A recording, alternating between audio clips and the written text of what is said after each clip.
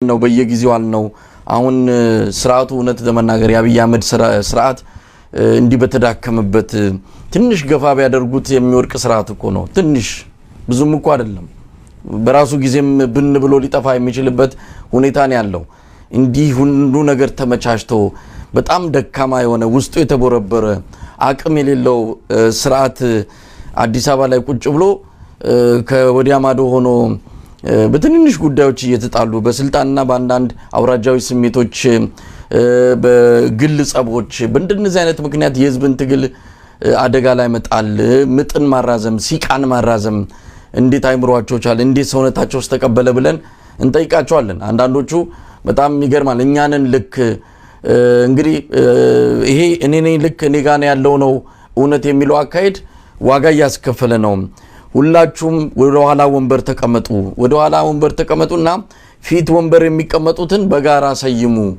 ፊት ወንበር የተቀመጠው ፈላጭ ቆራጭ መሆን የለበትም አሰራሩ የአጠቃላይ የግሩፕ ሊደርሺፕ የቡድን አስተዳደር ነው የሚያስፈልገው ተለዋጭ በሆነ አመራር በዛ ላይ ተመሰረተ የፋኖ መዋቅር ነው የሚያስፈልገው ማንንም ፈላጭ ቆራጭ ማንንም ስዩም እግዚአብሔር ሆኖ ከፊት የሚቀመጥ የለም እና እዚህ ላይ ተስማሙ የሚለው ጩኸት ከግራም ከቀኝም ከፊትም ከኋላም ሁሌ ይመጣላቸዋል ተስማሙ ተብሎ ሁሉ ነገር አለቀ ሲባል ከእንደገና ነገሮች ወደ ኋላ የሚመለሱበት ሁኔታ ነው ያለው ይሄ የደከማ አስተዳደር ይሄ አንድ ሐሙስ ቀረው ይባላል በተለምዶ እንዲህ አይነት አስተዳደር ነፍስ እየዘራ ቀናት እየወሰደብን የኢትዮጵያ የለውጥ ጊዜ ነጻነት ቀን እንዲሁ እንደተራመዘመ ያለበት ሁኔታ እጅግ ያሳዝናል በዚህ ትውልድ ይሄ ነገር መቀረፍ አለበትና የፋኖ አመራሮች ምንድነው ልዩነታቸው እንግዲህኛ ይሄኛው መደገፍ ይሄኛውን መንቀፍ አይደለም ሁሉም የጥፋቱ አካል ናቸው የመፍትሄውም አካል መሆን አለባቸው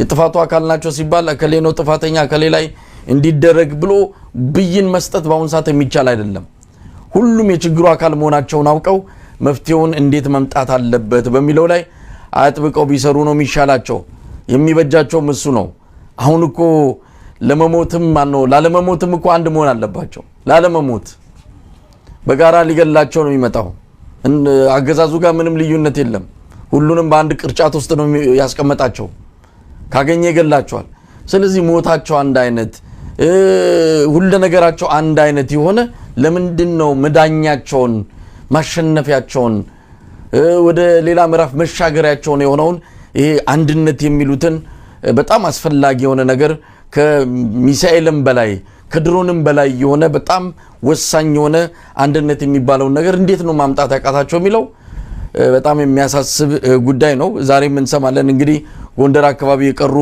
ንግግሮች እንዳሉ ነው የምንሰማው የቀሩት ንግግሮች አሁን በሁለት ጎራዎች ያሉትን ወደ አንድ ለማምጣት ንግግር እየተካሄደ እንዳለ ምንም ያለቀለት መዋቅር ጎንደር ላይ እንደሌለ ሁሉም ወደ አንድ መዋቅር ለማምጣት አሁንም ንግግር ላይ እንዳሉ እንሰማለን ንግግራችሁ ይስመር ንግግራችሁ ለፍሬ ያብቃው ብሎ ከመለመን ውጭ ሌላ ምንም የሚባል ነገር የለም ግን ባካችሁ ለውጤት እስኪበቃ ድረስ እያፈነገጡ መግለጫ ማውጣት እያፈነገጡ አንዱን ማውገዝ ግን ምንም የሚጠቅም አይደለም እዚህ ላይ ትልቅ ኃላፊነት ወስደው እስካሁን ያቆሰሉትን እስካሁን በእነሱ ልዩነት ምክንያት ከፍተኛ ችግር የደረሰበትን ህዝብ መካስ አለባቸውና ይህን ጥሪ ዳግም ማቅረብ የሚያስፈልግ ነው በውጭ ያሉትን እንዳልከው እውነት ለመናገር በውጭ ያለው በተለይ አንዳንዱ ሰከን ብሏል ጥሩ ነው ሰከን ማለቱ ግን አንዳንዶች አሉ በተለይ ሚዲያ ላይ ፈላጭ ቆራጭነን በቃ ይሄ ቡድን ነው እኛ ያስነገስነው እኛ የሰየምነው ብቻ ነው ንጉስ ብለው እዚህ ቁጭ ብለው በሪሞት ኮንትሮል ትግሉን በፈለጋቸው መልኩ ለመወዝወዝ የሚፈልጉ ለመዘወር የሚፈልጉ እንዳሉ በግልጽ የሚታይ ጉዳይ ነው ደሞ እስቲ ተረኛውን ማን ላይ ደሞ የስድብ ጅራፌን ላሳርፍ ብሎ በዚህ ደረጃ አቅዶ የሚመጣ የሚዲያ አካል እንዳለ ስንሰማ በእጅጉን ቁልቁል ያለቀስ ነው እውነት ለመናገር እንዴት እዚህ ቦታ ተረጋግቷል ደሞ ትንሽ ልበጥበጠው እንዴት የህዝብ ትግል በዚህ አይነት መልኩ ሊታይ ይችላል እንዴት ነው በህዝብ ትግል ላይ እንዲህ አይነት ቀልድ ለምን አስፈለገ ለምንድነው ሰው እየሞተ አይደለም ወይ እና እዚህ ውጪ ያሉት የሚዲያ አካላትም ትንሽ ሰከን ማለት ብቻ ሳይሆን አሁንታዊ ሚና ላይ የሚዲያቸውን በዛ መልኩ ቢቀርጹት ነው የሚሻለው ምንድነው ማድረግ ያለባቸው ምንድነው ከነሱ የሚጠበቀው ዛሬ አማራ ህዝብ ከዚህ በላይ እውነት ለመናገር ተከሻው ዝሏል ጦርነትን ልክ ጦርነት እኮ መልካም ነገር ሆኖ አይደለም እኛም በትግሉን እየደገፍን ያለ ነው። ጦርነት ምርጫ ስለሌለው ነው ህዝቡ ምርጫ ስለሌለው እንጂ የጦርነት ቆንጆ የለም፣ የሰላም መጥፎ የለም፣ የጦርነት ቆንጆ ደግሞ የለም። አዎ አንዳንድ ጊዜ ምክንያታዊ ጦርነቶች አሉ። አሁን የአማራ ህዝብ እያደረገ ያለው የሉና ጦርነት ነው፣ ምክንያት ያለው ጦርነት ነው። ቢጎመዝዝም ሰው ቢጨርስም ግን ግዴታ ስለሆነበት የሉና ጉዳይ ስለሆነበት እያደረገው ነው። ይህን ታዲያ ማሳጠር አለበት። አለበለዚያ ከጊዜ ወደ ጊዜ የአብይ አህመድ አገዛዝ የአማራን ህዝብ በሁሉ ነገር ዋጋ እንዲከፍል አድርጎ አድቅቆ መጨረሻ ላይ ህብረተሰቡን ለከፍተኛ አደጋ የሚያጋልጥበትን ሁኔታ ነው እየተከተለ ያለው። ለዛ ምቹ ሆነን መገኘት የለብንምና ከዚህ አንፃር የፋኖ ኃይሎች ከምንም ጊዜውም በላይ የራስ ፍላጎት የራስ ኢጎን ወደ ጎን አድርገው ትግሉን ብቻ ማስቀደም ያለባቸው እንደሆነ ይታመናል። ብዙ ጊዜ ብለናል እንዳልከው። ብዙ ጊዜ እንዝታለን፣ ብዙ ጊዜ እከሌ ችግር አለበት ብለን ስም ጠርተን እንድንናገር ግድ የሚልብን ጊዜ እየመጣ ነው። እኛውን እንዲስማሙ አንድ ላይ ሆኑ፣ በር ዘግታችሁ ተወቃቅሳችሁ ችግሩን ፈታችሁ አንድ ላይ ሆናችሁ ነው በሚል ብዙ ድል እየሰጠናቸው ነው። ይሄን ስንል እኛም የተለየ ስልጣን ኖሮን አይደለም። ቢያንስ ሚዲያ አለችን፣ በዚህች ሚዲያ አማካይነት ተጽዕኖ እንፈጥራለን ብለን ነው። የሚከተለን ህዝብ አለ፣ የሚሰማን ህዝብ አለ። የዛን ህዝብም ድምጽ ወክለን ነው የምንናገረው። ስለዚህ ባካችሁ የፋኖ አመራሮች ችግሩ እየሰፋ ይሄ የሞተ ስርዓት ነፍስ ዘርቶ በዚህ በአጥንቱም ቀርቶ እንዲህ ምናምን ጉንፋን እያሳለ የኢትዮጵያን ህዝብ ለሌላ ሰቆቃ እንዳይዳርግ እንደው ርብርብ ብታደርጉት ለመናላችሁ ነው። ዘውዱ ከዚህ በላይ መቼም መልእክት የለም። ይሄንን ብዙ ጊዜ ብየዋለሁ፣ መደጋገም ካልሆነ በስተቀር የሚያሰለችም ስለሆነ እዚሁ ላይ ባቆም ነው የሚሻለው። የሚያሳፍር በተለይ ቁጣው፣ እልሁ፣ ትቢቱ፣ ኢንሴኩሪቲው፣ በራስ የመተማመን እጦቱ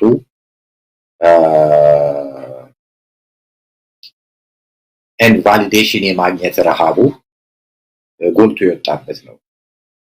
አሁን በቅርብ አንድ ሶሻል ሚዲያ ላይ እንዲህ አይነት ሰዎችን የሚገልጽ ቃል ስፈልግ ነበርና አንዷ የጻፈችውን አየሁ። ጅምር ጆሊ የሚባሉ አይነት ናቸው።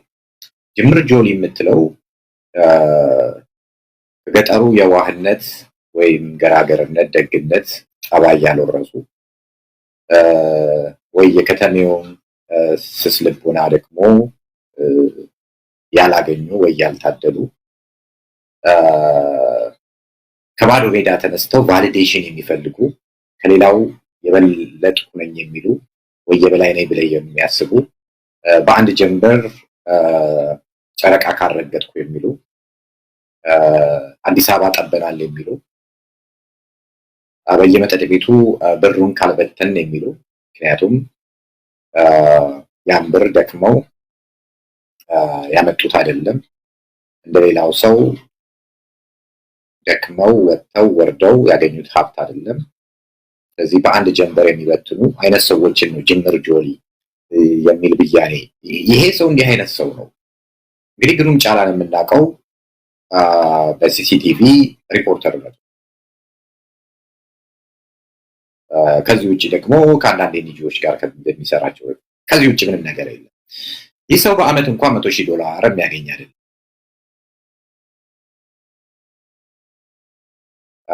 ነገር ግን በአንድ ጀንበር ሚሊዮነር ሆነ። መሆንም ብቻም ሳይሆን ከከተማው አስተዳደር በ5,000 አካባቢ ካሬ ይመስለኛል እንደውም ለቴሌቪዥን ጣቢያ ተብሎ የተሰጠው የታደለ፣ ያንንም አልጀመረም። መሬቱን ይሽጠው ይለውጠው የምናውቀው ነገር የለም።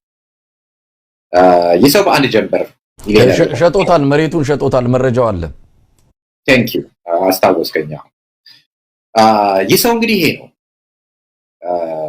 ኢንሴኩሪቲውን በራስ አለመተማመኑን ራሱ የምታውቀውና ራሱ ያን ፍርሃቱን ሲገልጸው የምታየው ብዙዎች ከጠቅላይ ሚኒስትሩ ጋር ወይም ከከንቲባዋ ጋር ጓደኛ ስለሆንኩ ነው ያለ። that means that is the fact። ይህን ሰው ከ5 ዓመት 6 ዓመት በፊት አናውቀውም። እንደማንኛውም ሪፖርተር ነው የምናውቀው። እኛም የውጭ ኮረስፖንዳንት ሆነን አገልግለናል። አንተም ታውቀዋለህ፣ ሰርተሃል። በአመት እንኳን $100,000 እንኳን አታገኝም ይመስለኛል። 70,000 የምናገኝ አይመስለኝም በወቅቱ ለዛው።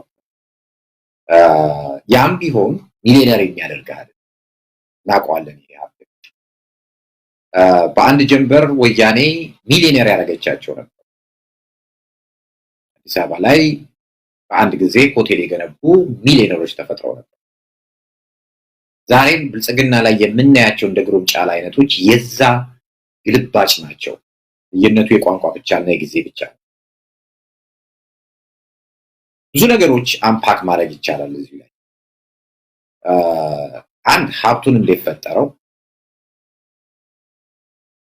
የሚለው ነው።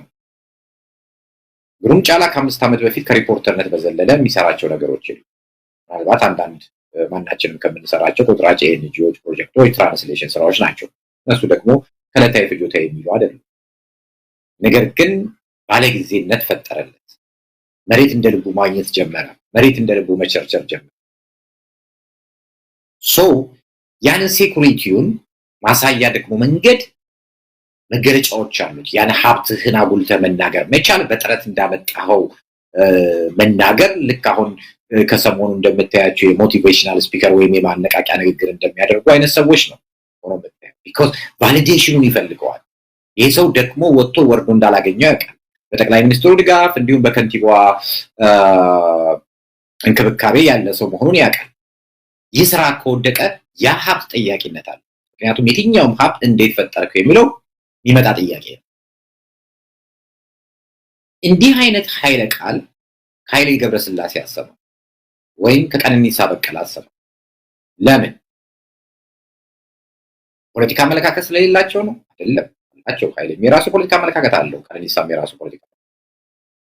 ሀብትን በተመለከተ ግን የምትጠረጥራቸው ሰዎች አሉ። በድካማቸው በላባቸው ያገኙ። ምንም የፖለቲካ ልዩነት ቢኖርህ ኃይሌን በማጭበርበር ልጠረጥረው አትችልም። ቀነኒሳ በቀለን በማጭበርበር የፖለቲካ አመለካከት ልዩነት ሊኖር ይችላል።